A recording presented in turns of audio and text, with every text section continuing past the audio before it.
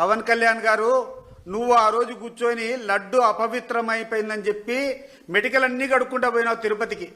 అందరూ చూశారు నీ యొక్క డబల్ స్టాండర్డు, పవన్ కళ్యాణ్ గారి డబల్ స్టాండర్డు ప్రజలందరూ కూడా చూస్తున్నారు. ఆ రోజు కూర్చున్నావు, నువ్వేదో కాషాయ బట్టలు వేసుకున్నావు, గడ్డం పెంచుకున్నావు, నేను సనాతన ధర్మినని చెప్పి సనాతన వాదినని చెప్పావు.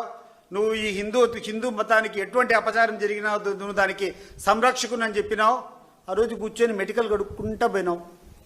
ఈరోజు విశాఖపట్నంలో 1,83,000 కేజీలు గోమాంసం దొరికిందా కోల్డ్ స్టోరేజ్ ప్లాంట్లో గోమాంసము?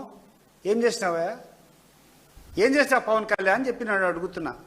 మా నాయన ఎటువంటి ధర్మాన్ని నమ్మడు, మా అమ్మ దీపం తీసుకొని వస్తే, హారతి తీసుకొని వస్తే దాన్ని సిగరెట్ వెలిగించుంటాడని నీ నోటితో నువ్వు చెప్పినటువంటి సందర్భాలు ఉన్నాయి.